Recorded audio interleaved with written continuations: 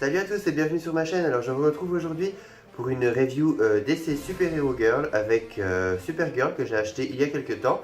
Donc je crois que je l'ai acheté il y a environ 2 semaines si je me rappelle bien. Et elle était justement en promo. Et il y a peu de temps, voilà, j'avais fait la review de Starfire qui était ma première d'essai Super Hero Girl. Que voilà, j'adorais le personnage de Starfire. Et voilà, comme le film Wonder Woman est sorti, j'avais décidé de prendre déjà la doll de Wonder Woman pour le film et donc j'ai pas pris la DC Super Hero Girl de Wonder Woman.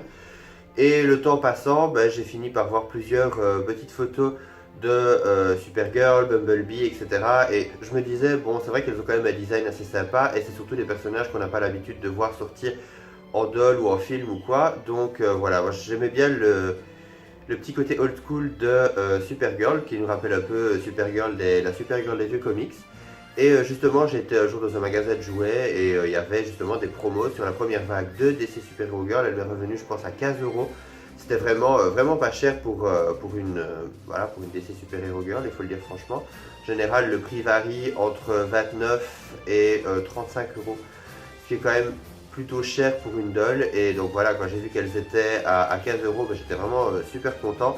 Donc il n'y avait pas énormément de choix, mais bon, il y avait au moins Supergirl qui était une de celles que j'avais envie de me prendre.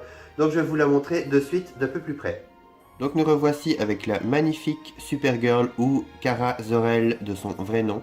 Je la trouve vraiment sublime, elle a un petit visage vraiment mignon. Je trouve qu'elle a des grands yeux bleus avec un petit rouge à lèvres rouge, mais vraiment ça nous rappelle vraiment les vieux comics, je la trouve vraiment fun.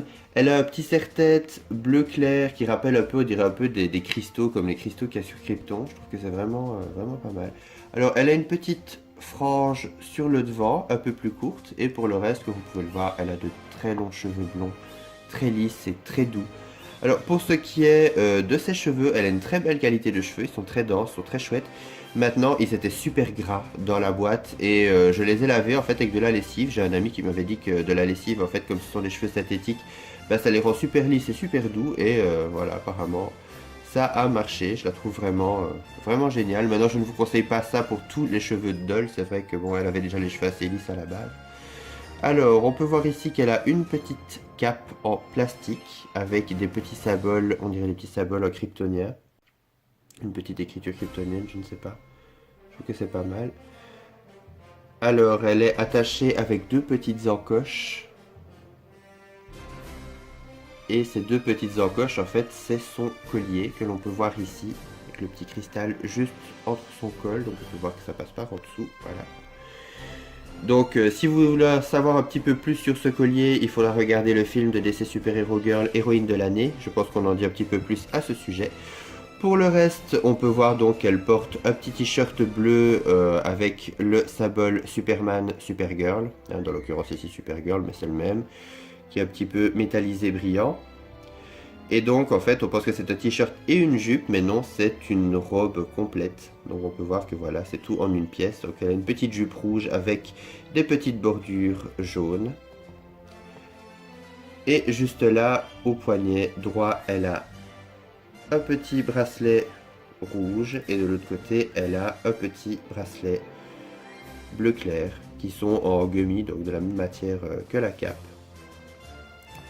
Voilà, ce qui est génial au niveau de sa robe, c'est comme c'est tout en une pièce, justement ça ne fout pas le camp, ça reste toujours bien en place, c'est plutôt pas mal. Juste en dessous, nous avons ça, je trouvais ça super fun. On dirait qu'elle a des petites Converse, vraiment les petites Converse rouges un peu montantes que je trouvais assez mignon avec des petites chaussettes qui montent. Et sur le côté, on a encore le symbole Supergirl qui est gravé dans la chaussure. Voilà, ça fait un petit peu comme des petites baskets montantes, plutôt sympa. Pour ce qui est de ses articulations, donc elle est comme les autres DC Super Hero Girl, elle est articulée au niveau de la tête, au niveau du buste, donc juste en dessous, voilà, juste en dessous du thorax, au niveau des bras, des coudes et des poignets, et également des jambes avant, arrière, sur les côtés, comme d'habitude. Voilà. Alors comme pour avec Starfire, nous avons également sa petite carte d'étudiante à Super Hero High. Donc on voit Supergirl. Juste derrière, nous avons ses super pouvoirs, donc super force, invincibilité, etc., etc. Ce qui est assez marrant, c'est que c'est avec la carte de Starfire, en fait, il n'y a pas le côté brillant, justement. Donc apparemment, c'était juste les de la première vague. Pour ce qui est de la boîte, donc c'est vraiment la boîte habituelle avec le logo DC Super Hero Girl, le petit artwork de Supergirl sur le côté, voilà. Et juste derrière, ça reprend un petit peu ce qu'on dit sur la petite carte d'étudiante. Et également, on a les photos des autres poupées de la gamme. Donc voilà, moi c'est vrai que j'étais assez content d'avoir Supergirl. Surtout qu'au début, voilà, elle ne m'intéressait pas plus que ça, mais je la trouve assez fun. Je trouve la poupée vraiment jolie, je la trouvais vraiment chouette. Comme j'ai dit, je pense que je craquerais peut-être encore pour Bumblebee. J'aime beaucoup Frost aussi, que je trouve vraiment jolie, qui vient de sortir dans les magasins près de chez moi. Et j'aimerais bien qu'elle fasse aussi une version un peu plus abordable de Katana plutôt que la version Comic Con, parce que Katana était vraiment, vraiment belle. Donc voilà, c'est vrai qu'il y a pas mal de dolls que je trouve surtout pas mal dans cet univers-là, le côté super-héros, le côté fun. Puis j'aime bien aussi ces hybrides de figurines poupées qui font beaucoup. On verra ça aussi bientôt avec la nouvelle gamme des Star Wars Force of Destiny, que je trouve vraiment pas mal, qui vont sortir chez Hasbro bientôt. Et elles ont vraiment les vêtements déjà moulés sur leur corps, et elles ont des petites... voilà, si on presse les jambes, elles ont des boutons, elles ont des trucs d'attaque, etc. Et je trouve ça plutôt sympa. Donc voilà, je trouve que c'est pas mal de temps en temps d'avoir des dolls qui sortent un peu du lot et qu'on sorte un petit peu du moule vraiment de corps Barbie, etc. comme on a, et justement le fait qu'elles aient des corps bien à elles. Je trouve que c'est plutôt chouette. Donc voilà, j'espère que vous aurez aimé cette vidéo et cette poupée. N'hésitez pas à me mettre en commentaire ce que vous en avez pensé. Vous pouvez également me suivre sur Instagram et sur Facebook, sur Stevie Moon Universe pour les deux. Moi je vous souhaite une très bonne soirée et je vous vois bientôt pour une prochaine vidéo. Bye!